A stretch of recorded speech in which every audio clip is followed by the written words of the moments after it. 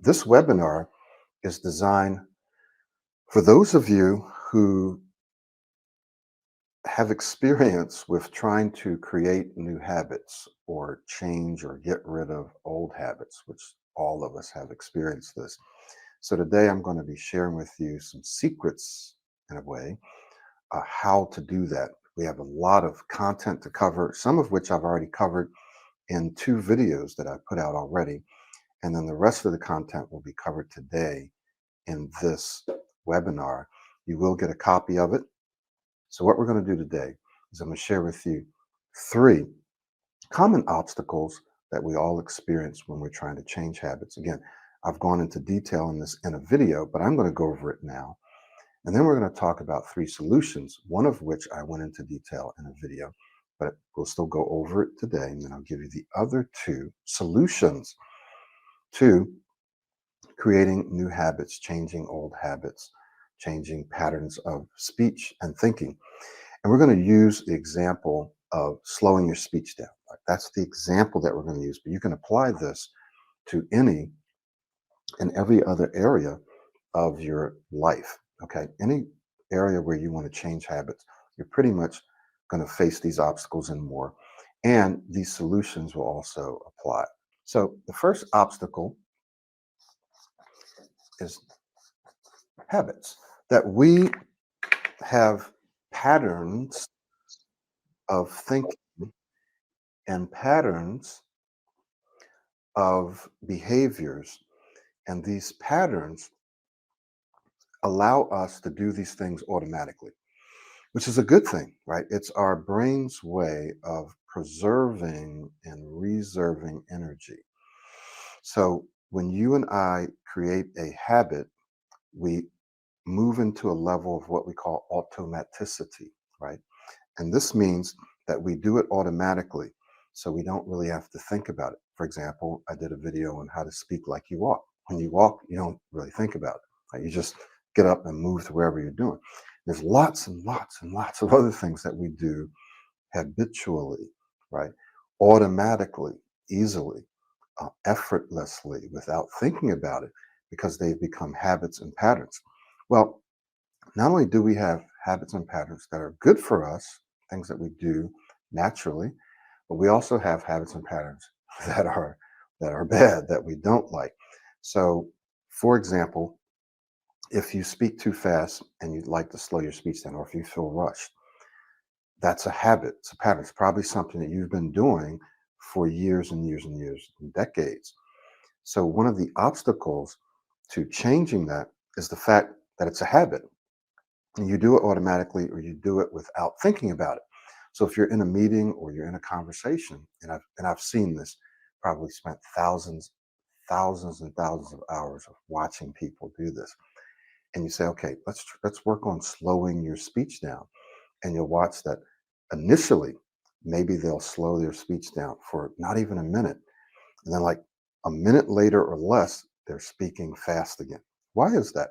Well, it's because that pattern of speaking fast is wired in, literally wired in, and they do it automatically. And so they naturally shift their attention, right? And we'll get into this a little more, but they shift their attention to the content, to what they're saying, or to you, or to their environment, something else.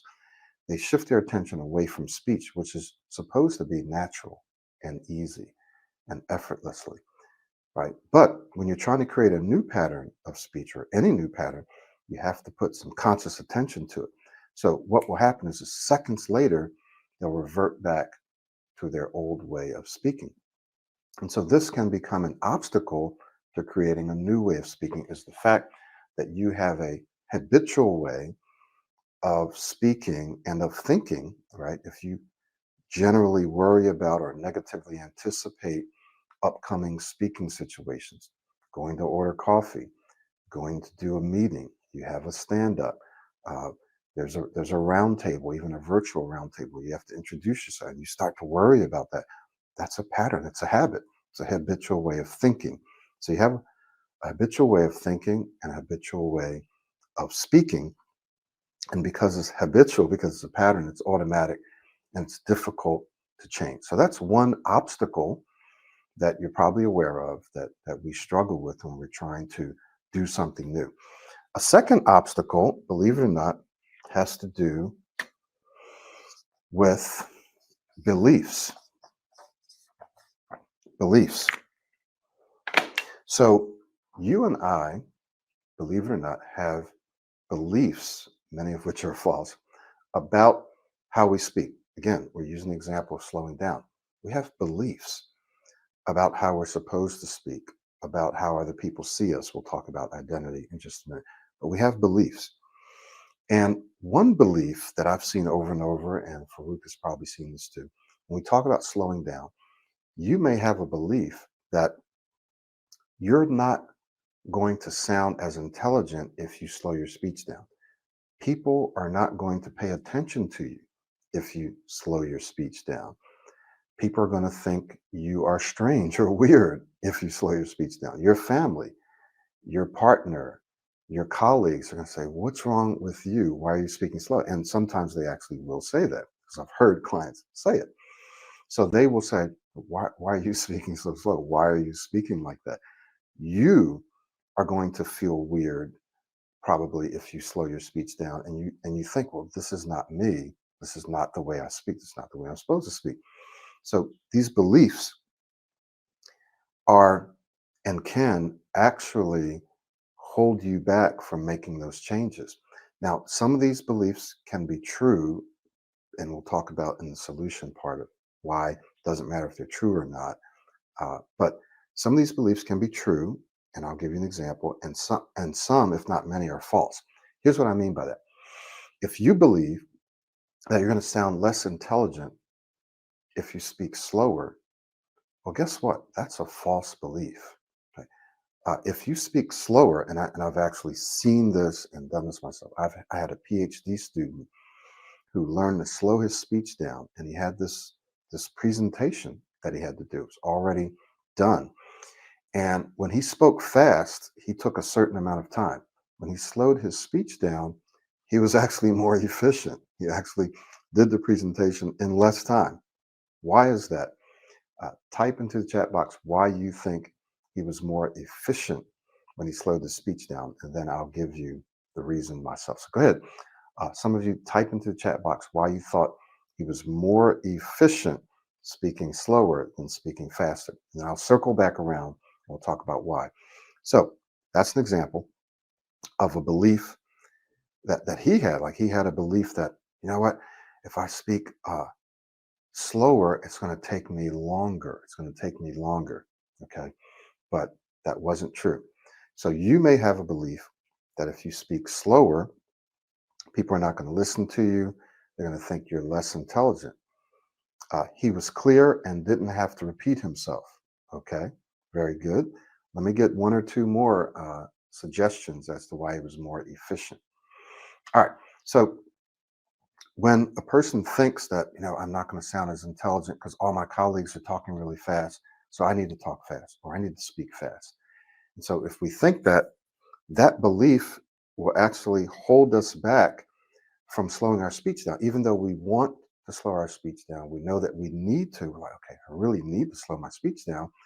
But for some reason, when I get ready to do it, I can't. Or I just feel like I don't want to, or I don't. Why is that? But you've got all the techniques, you got all the strategies, you know why you need to do it, but something's holding you back. It's that unconscious belief that it's not good for you, that people are going to see you in a negative way. And so that belief holds you back. That's an obstacle. All right. So let me just look at some of the responses. He can think more about using the skills if he speaks slow. He was not getting stuck when he spoke slower. By slowing down, the panel could hear him well, so he didn't have to repeat himself. Because he was clear, he had rhythm and time to think, time to think. Because he slows his speech down, he speaks more smoothly without getting stuck and blocking. Slow talk gives confidence and more control. Great. Thank you guys. Very interact. All his answers, 100% correct. So he didn't. Slow is also powerful. Yeah, in the military, especially in special forces, there's something that's called slow is smooth and smooth is fast. Slow is smooth and smooth is fast. And this applies to speech absolutely. You slow your speech down, you start speaking smoother. And when you start speaking smoother, you can actually vary your speed. You can speak more dynamically and you can actually speak faster. You can be more efficient, but you can be clearer. You can be more efficient and effective when you speak slower. Slow is smooth and smooth is fast. Okay. So what happened is, yes, he was able to speak more efficiently because he didn't have to repeat himself. He didn't have to use a lot of filler words. And so he actually was able to give this presentation in less time than he did when he was speaking fast. So trust me, when you slow your speech down, you'll be more concise. You will be more precise with your words. It's also more powerful. You have more impact when you slow your speech down. This doesn't mean you're dragging your speech and speaking super duper slow. No, you're just going to be more efficient and more effective. You may pause more. People are going to listen to you. So, this belief that if I slow my speech down, people are not going to listen to me. If I slow my speech down, it's going to sound weird. If I slow my speech down, I'm not going to sound as intelligent. If I slow my speech down, it's not going to be me. Well, if you want to speak smoother and you want to speak more calmly and more clearly and confidently, you're going to need to start with slowing your speech down and then move from there into more dynamic speech. So, a second one has to do with beliefs. And then the third one has to do with identity. Identity.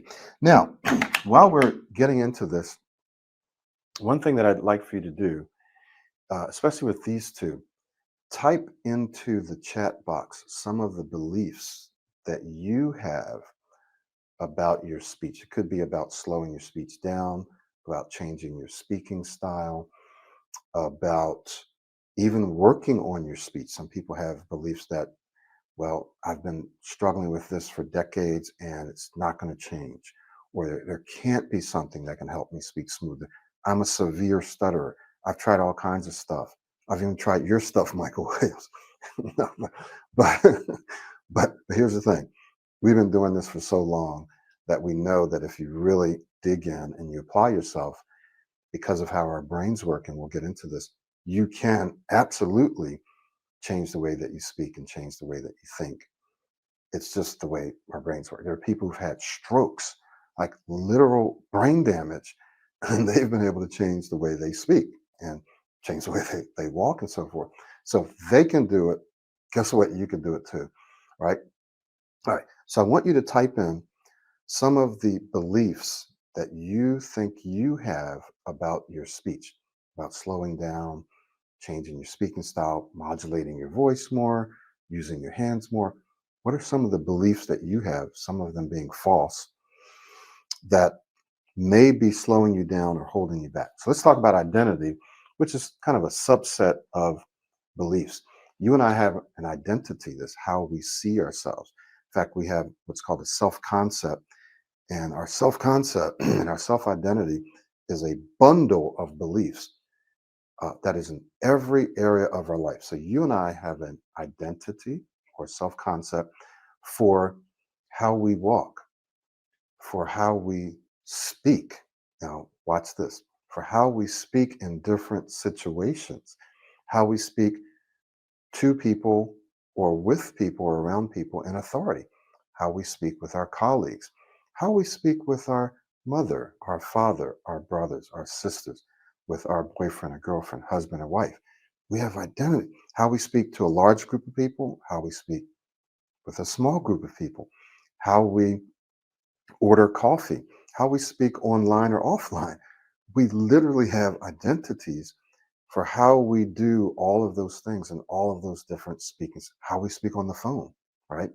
We have identities for that. So, what we have to do then is understand that, hey, I have like an identity, self concept for how I speak in these different speaking situations.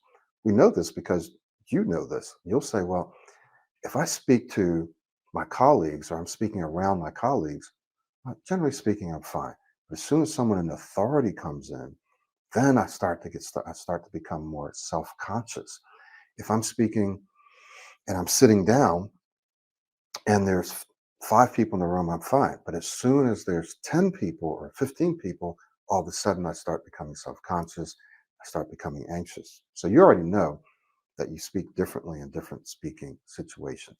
Same thing with family members and friends.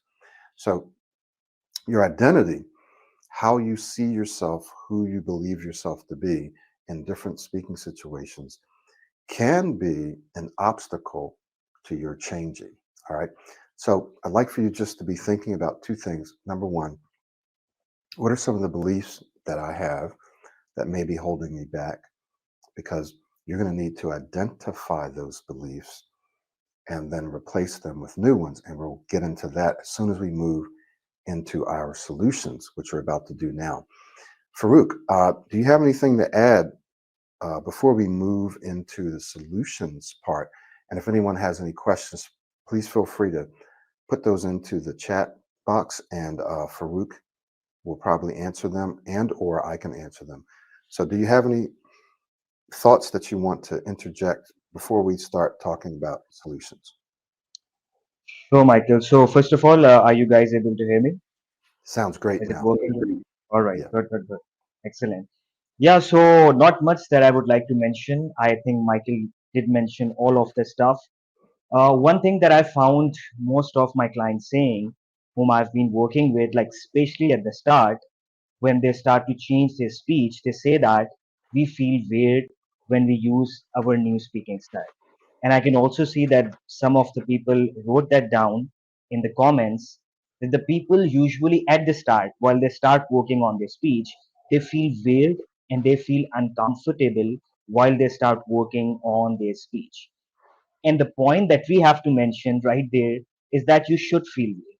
You should feel uncomfortable as you use your new speaking style. Now, you would not be feeling weird, or it does not actually feel weird because it is weird.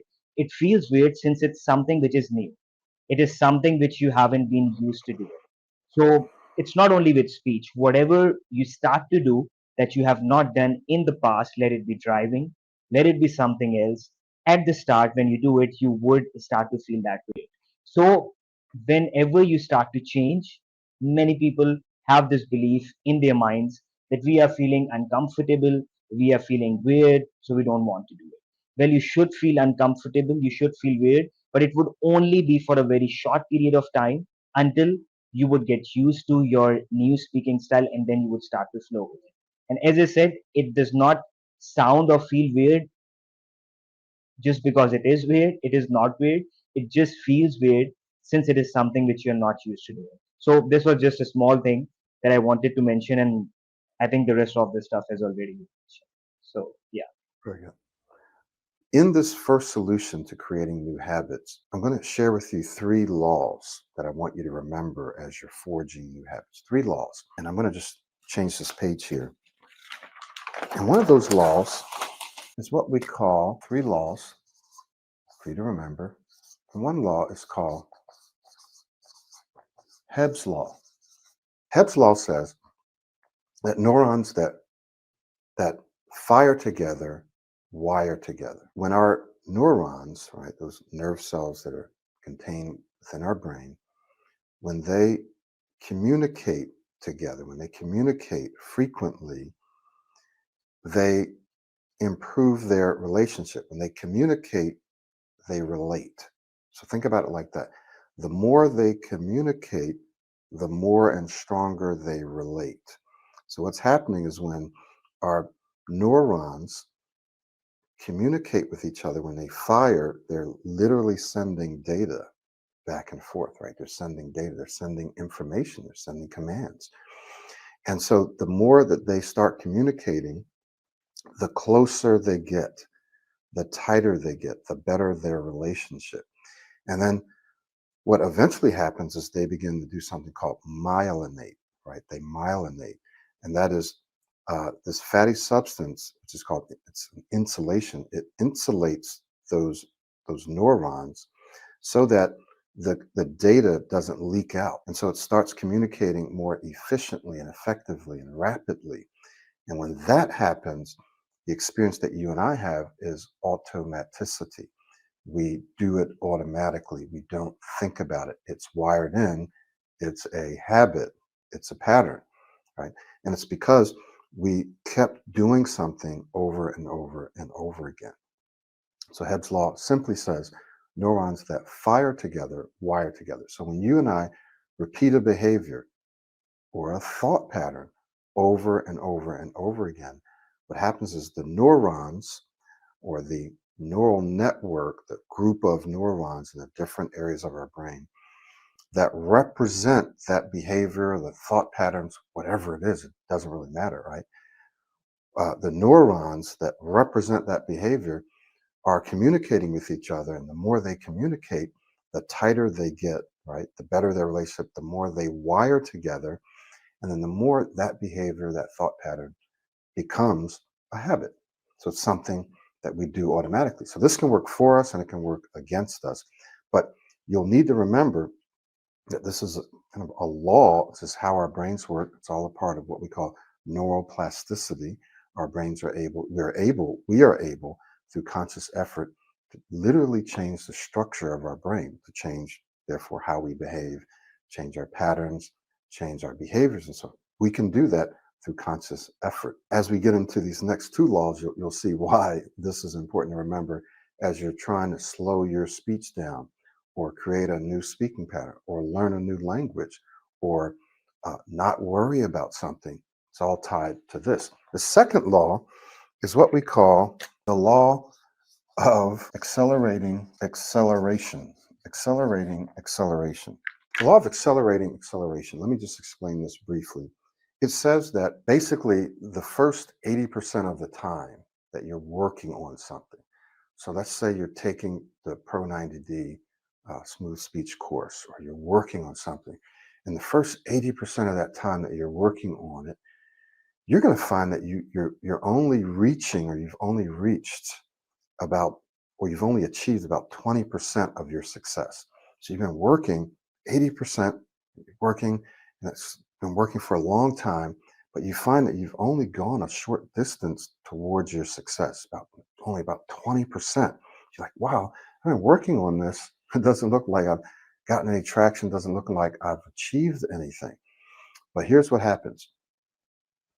The next 20% of the time that you are working towards this goal, that you're working on slowing your speech down, you've been going through our daily routine and you've been doing your affirmations, your self talk, your modeling, and all that stuff. The next 20% of that time, you achieve 80% of your results, right? So what happens is everything starts to accelerate. And it starts accelerating faster and faster and faster.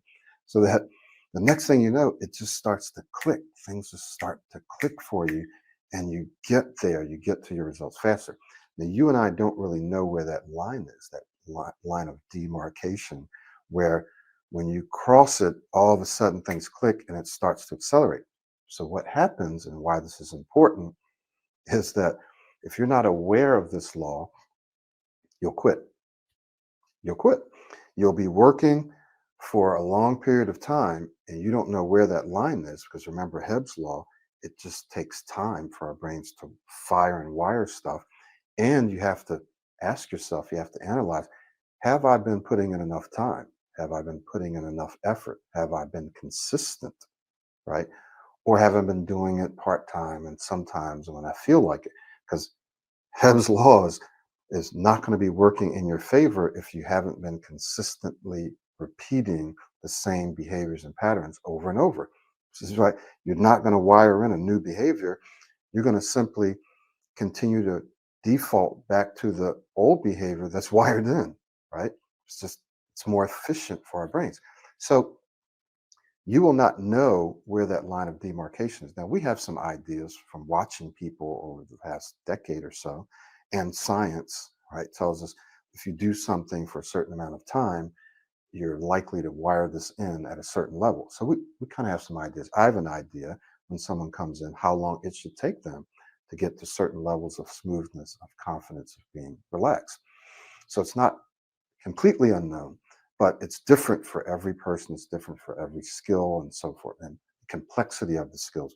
So you don't know where this line is. So you're working hard and you're like, oh, this doesn't seem to be working. This is not working. Let me go search YouTube and see if I can find something else. Let me find some other videos. Let me try another program. Let me try another coach. Or this is not working at all. I've tried this stuff and it's just not working. What you don't know is that it is working beneath the surface, which brings us into this law of accumulation, that everything you and I do accumulates. Right? It accumulates, it kind of snowballs. So when you are doing those affirmations and you're doing your self-talk and you're doing modeling practice and you're doing free flow speaking and you're getting out and you're trying to use your new speaking style, you're trying to remember to breathe, you're trying to remember to slow down, and you find that, I'm going to give you an example. For example, slowing down, you have a conversation 5 or 10 minutes, you will have to probably remind yourself to breathe and slow down. Who knows how many times? Could be 100 times, right? Within the 5 or 10 minutes, because you're going to remember, forget, remember, forget, remember, forget, remember, forget, remember. And you're going to have to keep doing that throughout the whole conversation. But what will happen is if you keep trying to do that, remember the neurons, they're firing together, but they're not wired yet, right? Their relationship hasn't been, is not as strong as it will be later. So you're going to feel resistance. It's going to feel hard. It's going to feel challenging, right? To try to slow your speech down. You're going to keep forgetting. So it'll be frustrating. It'll be physically exhausting. So when you do this in a conversation, then if you keep doing it, what will happen is, who knows when, but it may take some weeks, but you will eventually start to uh, remember more often, and you'll speak slower longer. So you won't be remember, forget. You might be remember, forget, remember, right? It won't be as much as it used to be. And then what will happen is you'll go through entire conversations where you slowed your speech down. And occasionally you'll forget and you'll have to remember. So you have to continue based on this law of accumulation. You want to accumulate those experiences of you trying to slow your speech. If you try, right? If you try, you'll fly. If you try, you will be able to do it, right? You will be able to slow your speech down.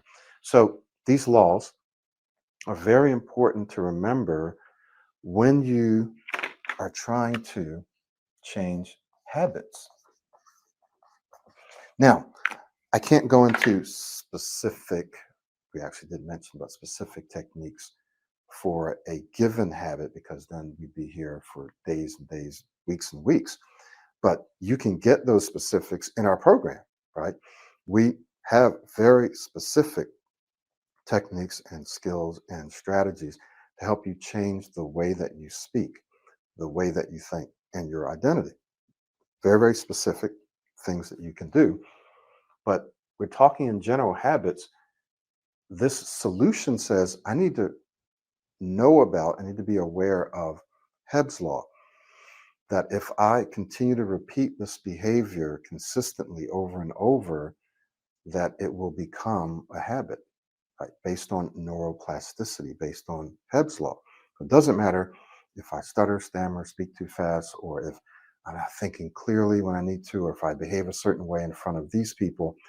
I can replace that with a new behavior as long as I know what that new behavior is, right? I need to identify what the new behavior is that I want. And then I need to repeat that new behavior in different situations and circumstances over and over and over, because I know that by repeating that behavior, I'm firing those neurons that represent that behavior. And based on the law of accelerating acceleration, that I may be working for a while until I can see the results, right? But if I keep working, something's happening beneath the surface. We know that it's happening beneath the surface based on science.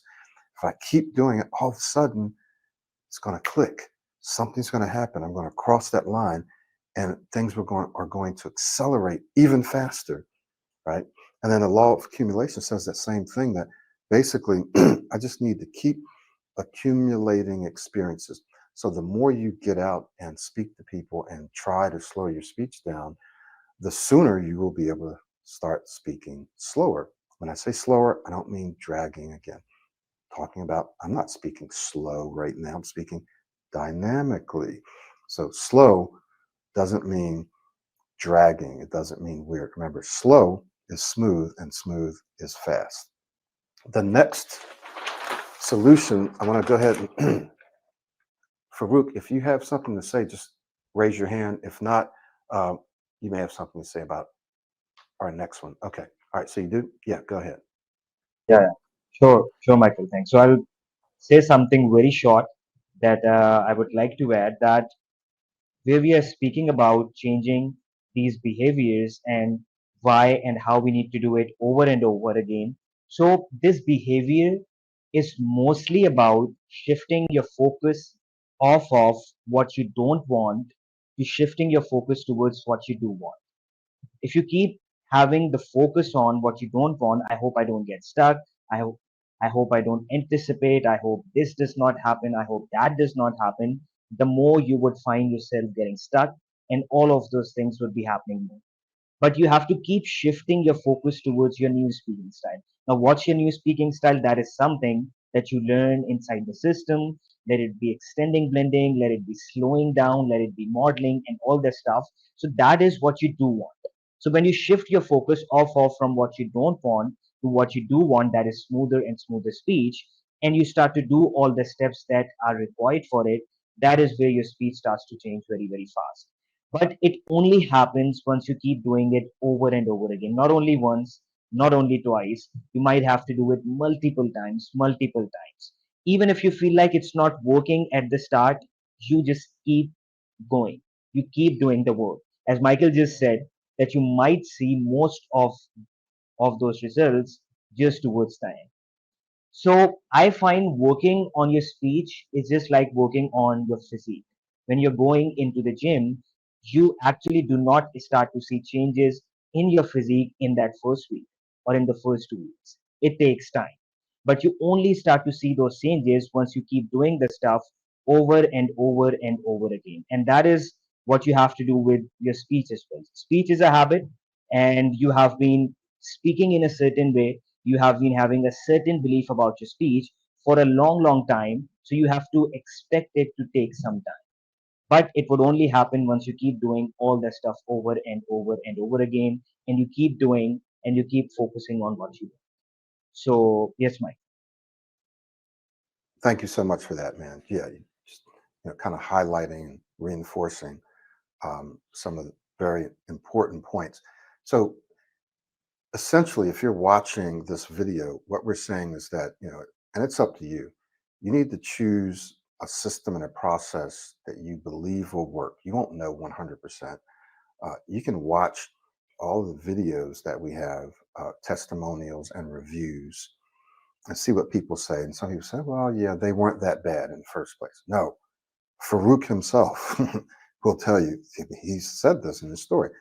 I could barely get out a word or a couple of words without getting stuck. And we have other people like, now, do we have people who go through the process and they don't really get the results they want? Yes, that's going to happen. And it doesn't matter what you're doing, right? And it's not a matter of blaming that person. I know myself, I've taken courses and done coaching, didn't do everything I needed to do. I knew that. So I didn't get the results. I didn't get all the results that I needed to get. So essentially, we're saying invest your time and your money in something that you believe is going to work. You're not going to know 100%, but you need to have a high level of confidence that's going to work. So if you look at what we do and you look at the science, and we're getting into some of the science right now, right? You look at the science, then you look at social proof. How many people have done this? For how long? Been around for more than a decade now. I've got videos dating back to 2008. I've got 46, 47,000 Udemy students. Companies actually use my courses and this content to train their employees in their communication skills. You look at the science, you look at the results, you look at the experience. And if you immerse yourself, you're going to get the results. You also need to change your expectations. Some people are expecting to eliminate. We're going to eliminate, we're going to cure. Well, guess what? Some people actually do eliminate, like that's just gone. But other people, for the most part, uh, diminish or reduce, right? Which doesn't mean that you're not going to be an excellent speaker. It just means that we're all going to have a certain level of disfluencies. So you're not going to go 100, 100. It's not going to be 100% fluent 100% of the time.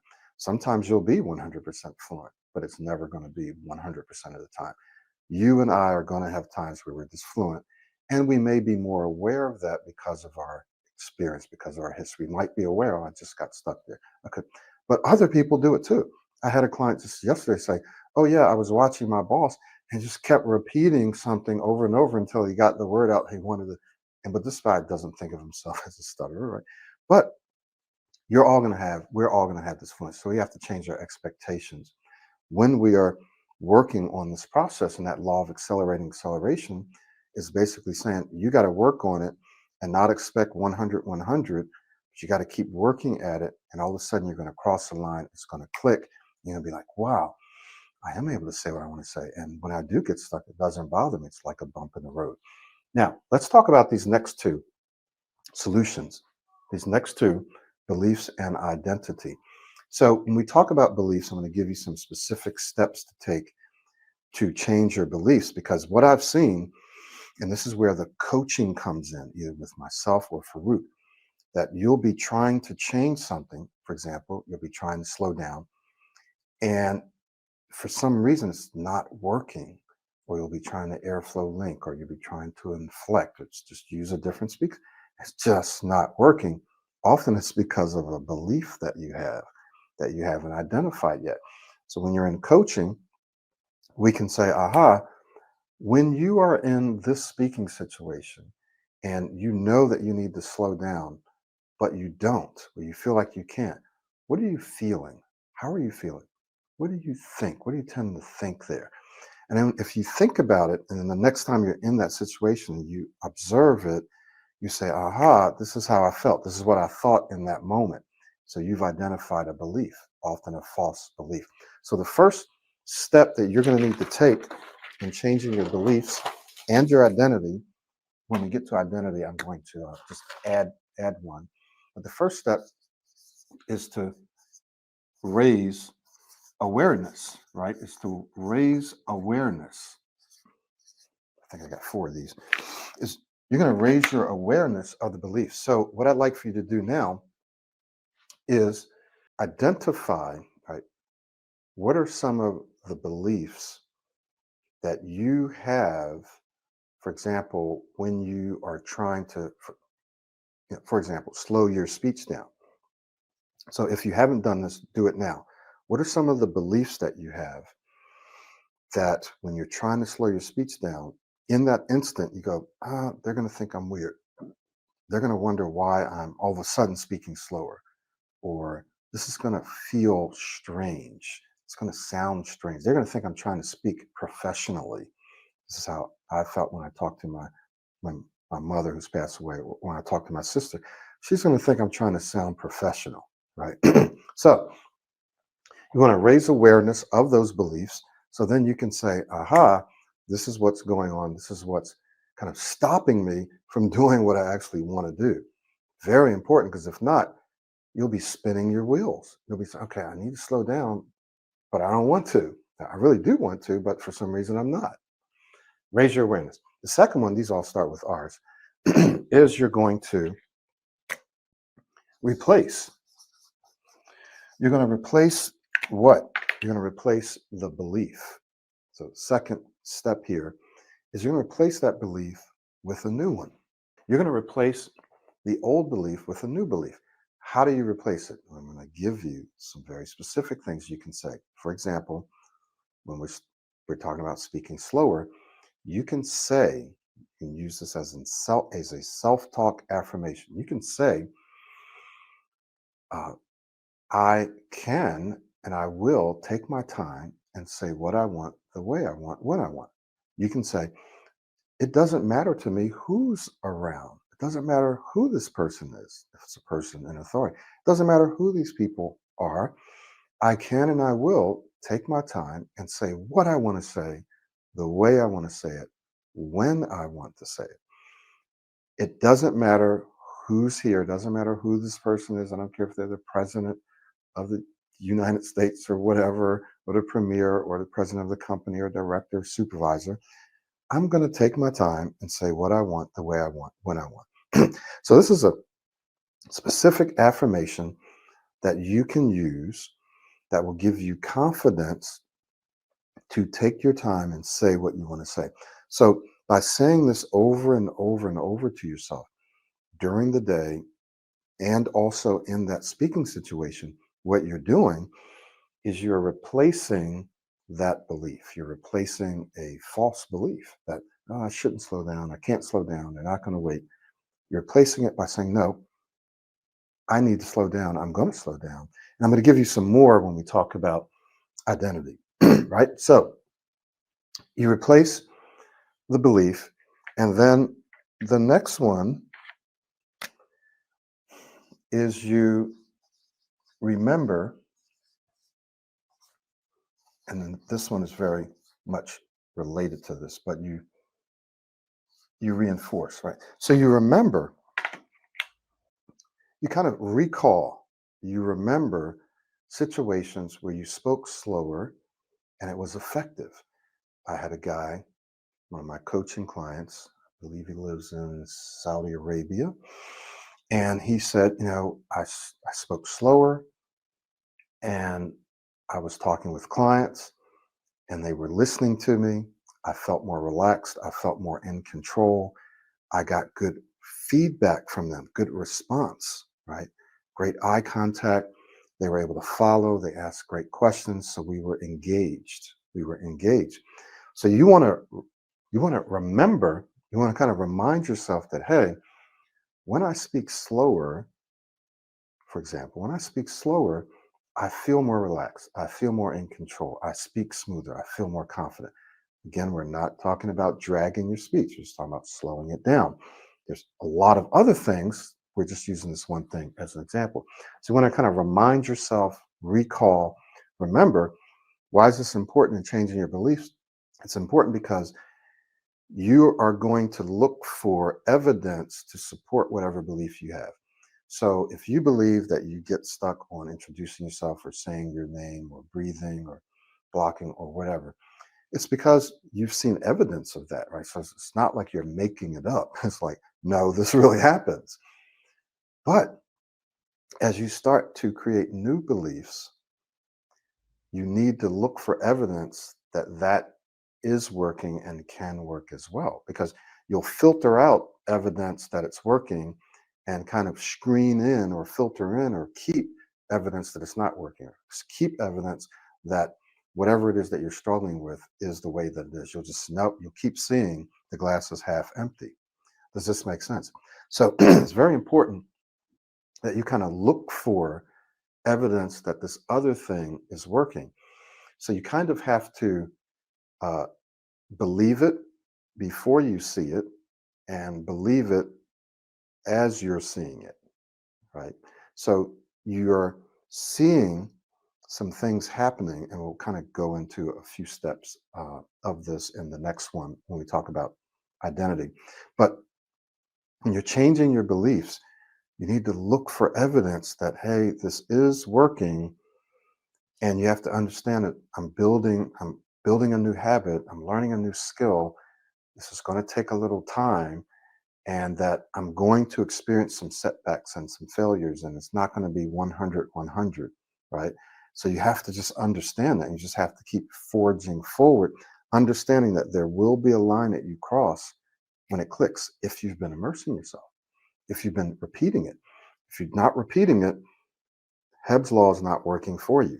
So that you can't expect to get certain results. You can't expect to get certain results within a certain period of time because you haven't been accumulating those experiences. Okay. And this is a good thing because, if you're working on something and you haven't been seeing the results, you got to go back and say, have I been doing everything? Some people do the affirmations, they do some free flow speaking, but they don't do the modeling, or they don't do the free flow speaking, or they don't do modeling enough. And so they say, oh, well, I'm still struggling with this. Understandable, right? But it's because that person hasn't done everything, or they're doing everything, but they're not going out and testing or putting themselves under pressure, putting themselves in real life speaking situations. So they're doing all the private practices. It's great, there's no pressure. But then when they go out, they're afraid to fail, right? It's just common, normal for all of us. And so they're like, okay, well, when I'm under pressure, it doesn't work, everything falls apart. Well, that's just part of the process. As I learn, because I'm still learning, I'll be learning forever Spanish, I literally have to go out and speak with people who speak Spanish. So I can learn it and speak it fluently by myself. When I'm under pressure, that's when it counts. So I have to do it under pressure. So you have to do that. All right. Reinforce simply means you you remember, and then you use a diary and you write stuff down and you say, hey, guess what? This really did work. I did experience some success.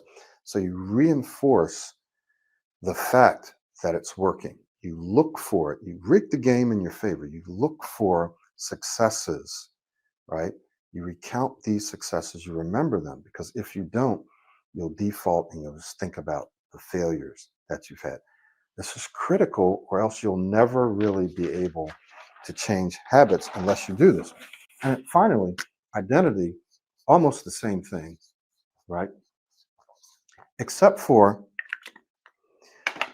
you're going to have some more targeted self talk and affirmations here.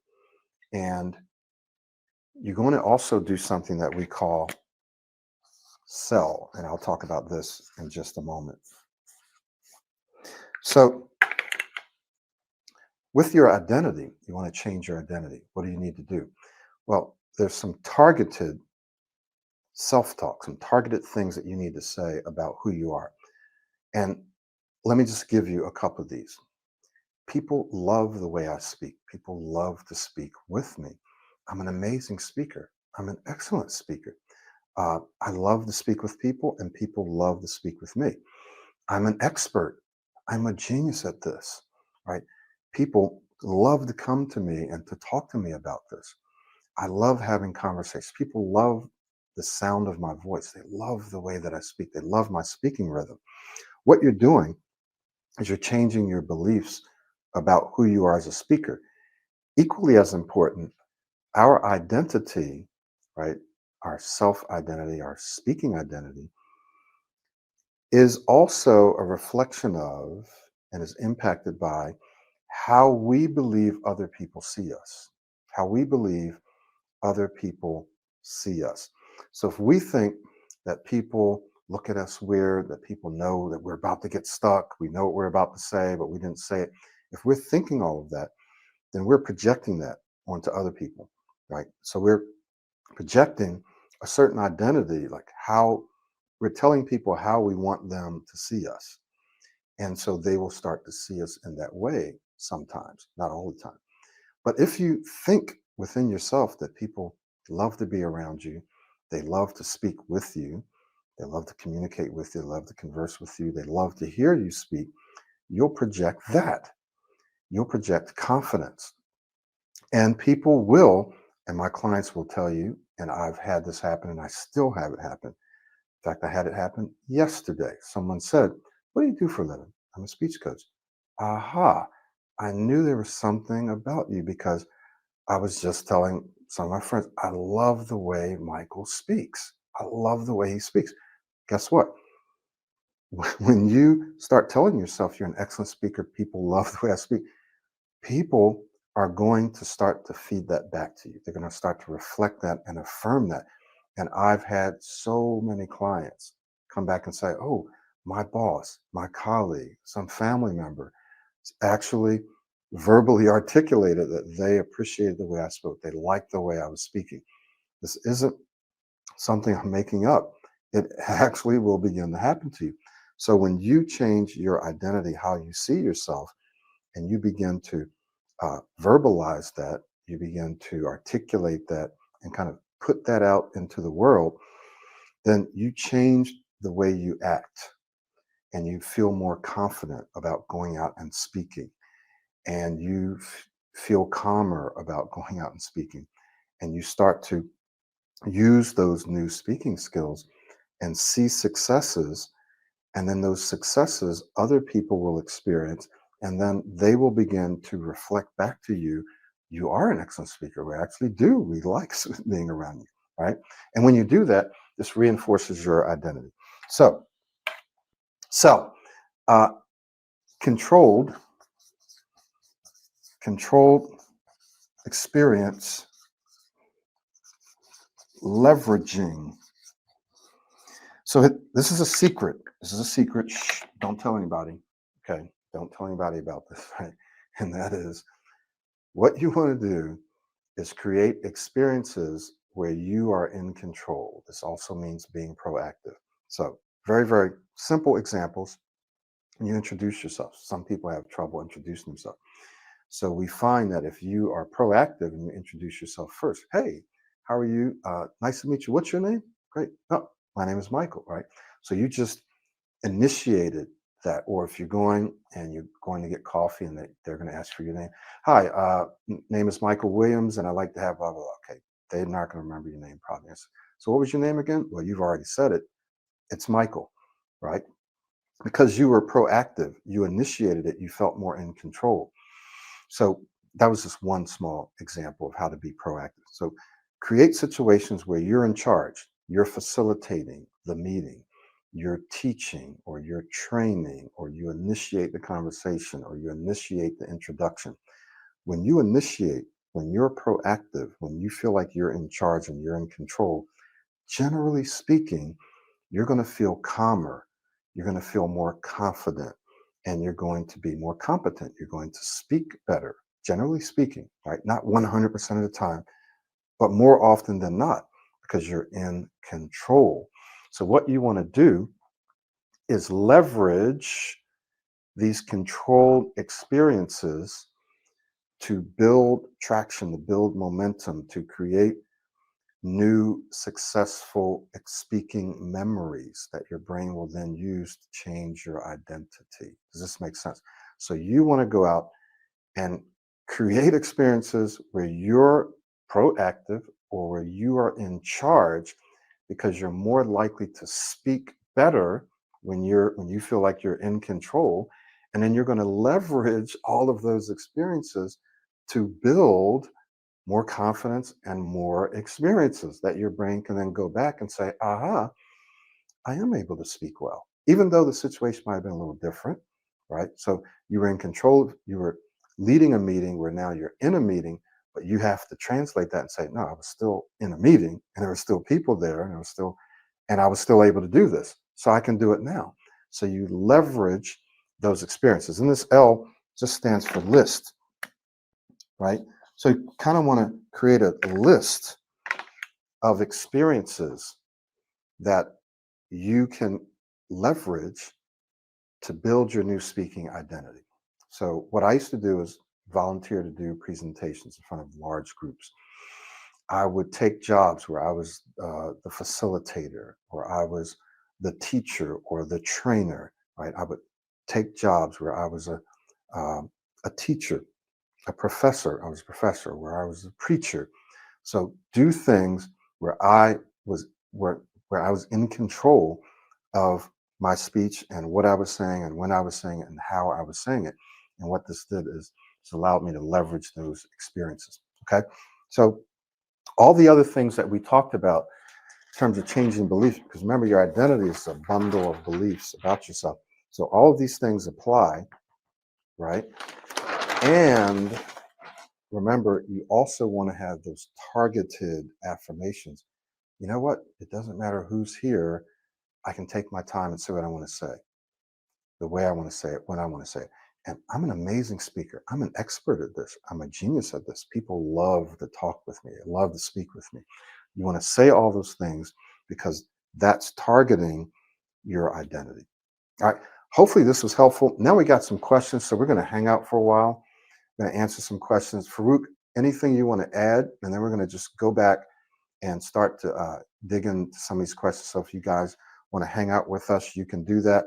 I am going to put up something here. If you're watching this and you want to work with us privately, then you can click that link. I'm also going to send you a link to book your assessment session with me, only book that session when you are ready to make a move. It doesn't mean that you're going to, but when you know that you're financially able to do it, one of our laser focused coaching packages.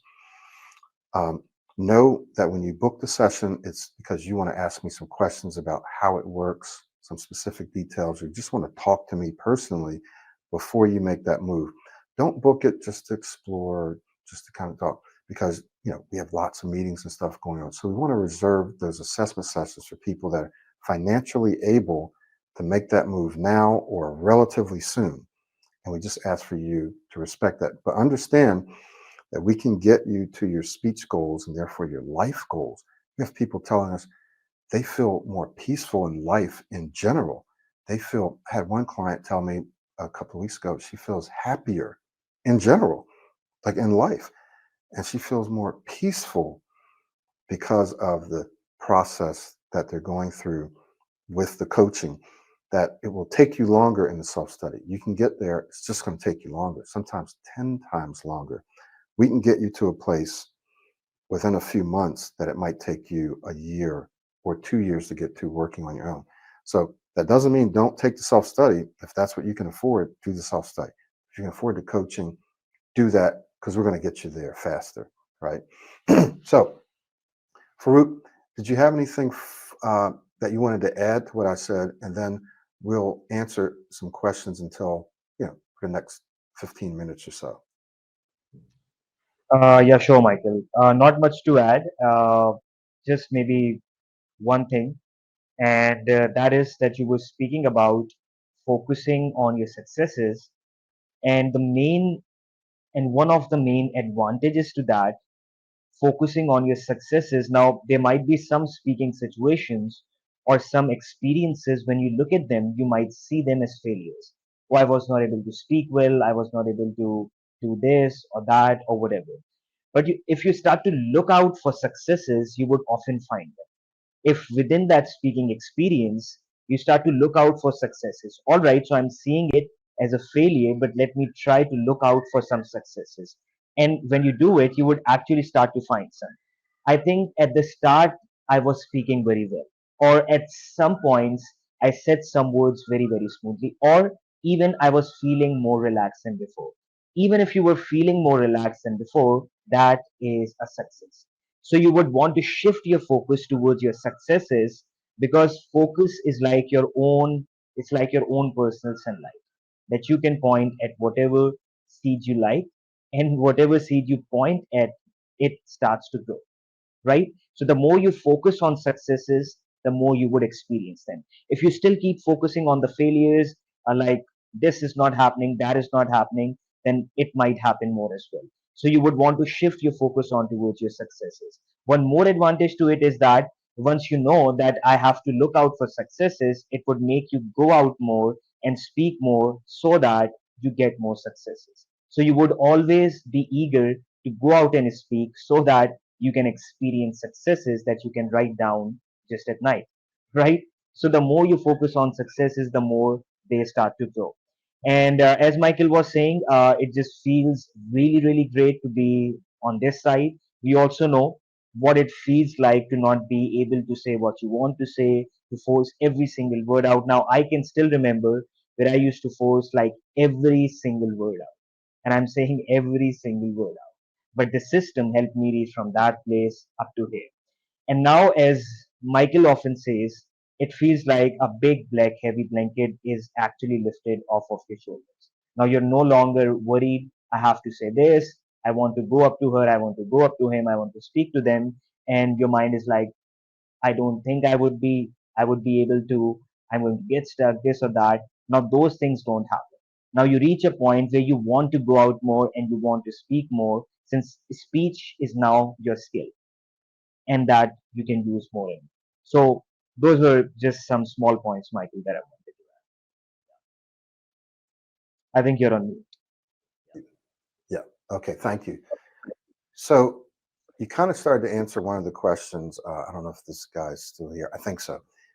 When I speak slow, I constantly think of stuttering, right? So there are some things that are going to happen for you that it's challenging to target specifically.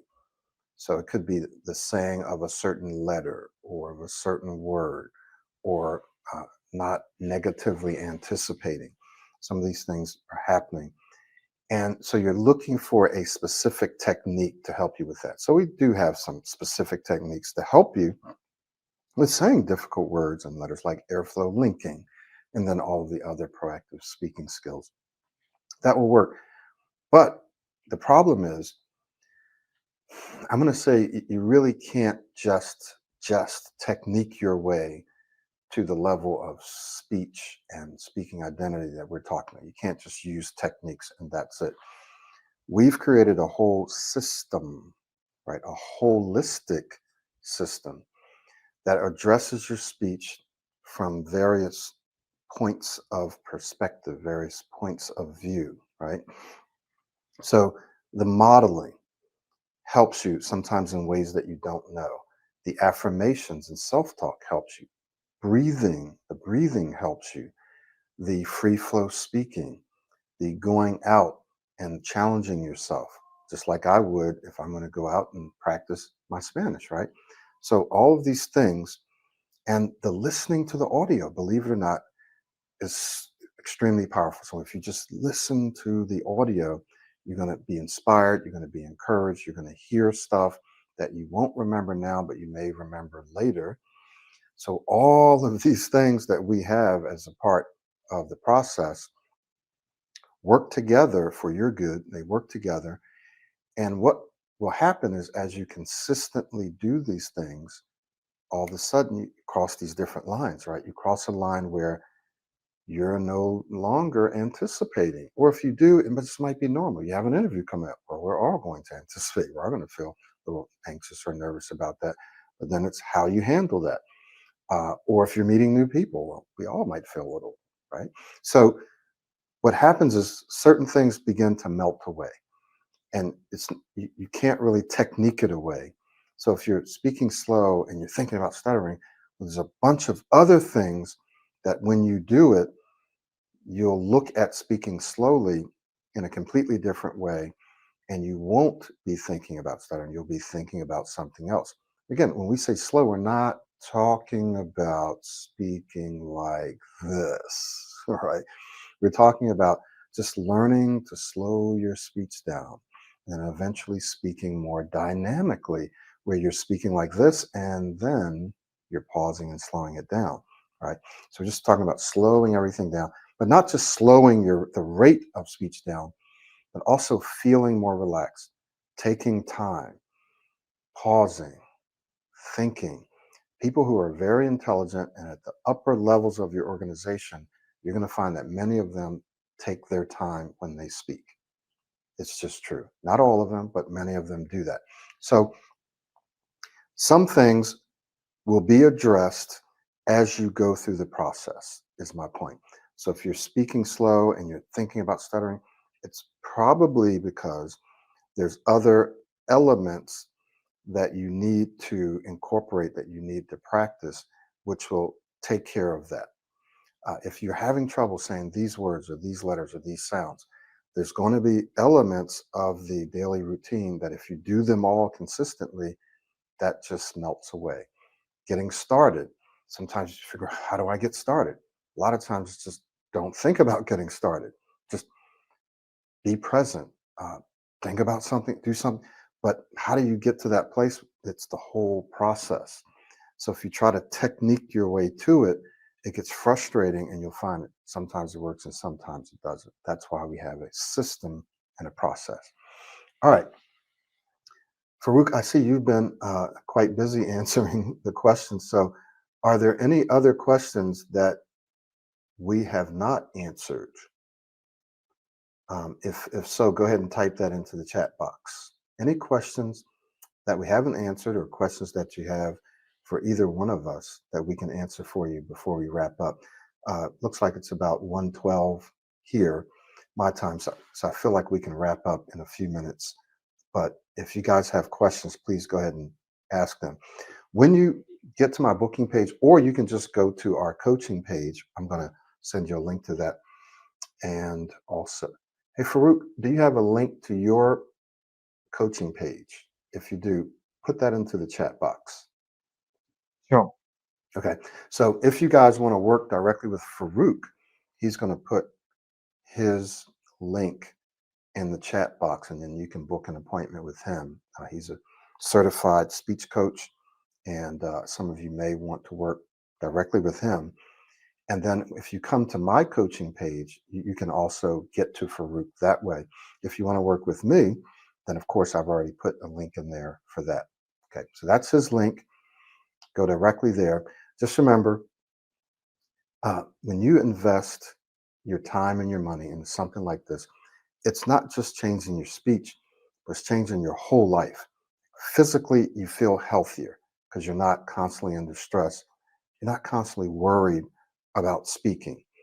Your social life improves because now you're willing and you want to go out with your professional friends, with your colleagues, with your family. Like you want to and you're able. I've had so many people say I've deeper, more quality, longer conversations with my father, with my mother, with my spouse, with my kids.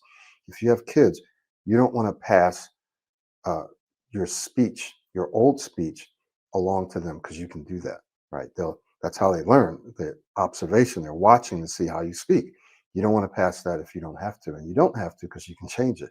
So you want to look at this as changing your life physically. You're going to feel more relaxed. You're going to be under a lot less stress. You're going to feel happier. You're going to feel more peaceful. You're going to feel calmer. You're going to feel more relaxed. You're going to feel more confident. You're going to be able to do those stand ups uh, with ease. You're going to be able to take those interviews and apply for jobs. So many people come to me, my career is capped, it's limited because of my speech. Doesn't have to be. Within a few months, you could be applying for the jobs that you want. You can, when you're talking and you're in meetings, are you saying everything that you want to say or are you holding back? You may be more knowledgeable than the next person, but because they're able to speak well, they're speaking up. And so they're giving the impression that they're more qualified or more intelligent or more articulate than you. Doesn't have to be that way. You can change that in a few short months, right? By working with us. So we got it's changing your social life, it's changing your professional life, it's changing your health, right? Your physical life, changing your identity. Some of you want to go out and start your own company or have your own business, and you need to do Zoom calls. You need to meet with people. You're going to feel more confident and be more capable of doing that when you transform your speech. So, the money that you invest in coaching will be returned to you thousands and thousands, if not tens of thousands of times. Often people, in fact, I just sent out a video that you'll hear me say this, that people who work with us privately, you will find that you'll get better jobs and make more money. And this guy says, well, I'm a little skeptical of that. I'm not sure if that's true. I start. And so then, several, whatever, couple of months into the program, because he was expressing himself more and he was able to speak better, and his speech is not 100, but he's speaking smoothly, speaking better. Somebody offered him a job making a whole lot more money. And he was like, wow, this is really happening to me. I can't believe this. Right? Michael said that this would happen or could happen, and now it's really happening. So trust me, this is not sales, this is not marketing. I'm just telling you what actually happens to our clients. People will tell you, wow, I like the way you speak, love the way you speak. You're an excellent speaker, you're a great speaker. It happens all the time. Happens to Farouk, happens to me, happens to my clients. You're going to get offered better jobs. You're going to apply for jobs and you're going to get offered those jobs because of your speech. You have an opportunity to do that, and we can help you get there faster than if you're working by yourself. So any other questions? All right. Yes, Farouk, and then we're going to wrap up. We'll be done. Yeah. Yes, sir. So I think someone asked something about modeling, and which is not in the language of English. Someone asked. So same was the case with me. Like when I was working on my speech, I was modeling Michael. And for some people, it sounds weird, but I actually used to model Michael in my own language as well. Although I know that Michael actually does not speak my language, but I used to just visualize and think, if Michael were to speak my language, how would he speak? So, what I actually did for it is that I translated some of his videos in my own language and I started to do that modeling practice. And then I would just get some content of my own in my own language and I would just try to say it like Mike. Since whether you're speaking English, whether you're speaking your own language, your speaking style mostly stays the same. So if you're modeling Michael, you can model him for English as well, and you can model him for your own language as well. It should work. But if for some reason it's still not working, then you can find someone in your own language. But as we always say, he or she should not be someone who's a very fast speaker or something like that. Otherwise, it would not actually be very helpful. But if you want to actually model Michael for your own language as well, that also works. If you're just doing all the practices and everything in the language of English, that does start to spill over into your own language as well. But side by side, if you also keep working on your language, you start to move much, much faster, right? So that is something that was asked, Michael. So I just wanted to address that. Yeah. Very good. Thank you. All right, guys, if there's no other questions, thank you so much for being here. We'll be sending out a replay when it's ready. It'll go out automatically to you. You'll get a couple of emails from me inviting you to work with us privately. If you can't do that and you're not in the system, then your next step would be join the system. We're just going to give you a little heads up. We are creating kind of a virtual Toastmasters. It won't be called Toastmasters, but we're creating um, an opportunity for you. And it will be very, very cost effective, but it'll be something that you can join. It'll be almost just like Toastmasters, but better, right? That you can join to work on your speech to practice and to have a larger global community where you can do that. So be on the lookout for that. We're working on that right now. Okay. All right. If nothing else, then we'll go ahead and close out here and now. So thank you guys for attending. Hope this was helpful. We'll try to also get some notes out to you. I'll get my VA to kind of create a little cheat sheet, but you'll have the video, and then we'll try to get you some notes on the 3 obstacles as well as the solutions. And then go through this video and go through the other 2 videos that I put out on the obstacles and on the first solution, because this is stuff that you need to know in the background to help you build those new habits, get rid of old habits. Okay. So thank you so much. We'll see y'all next time.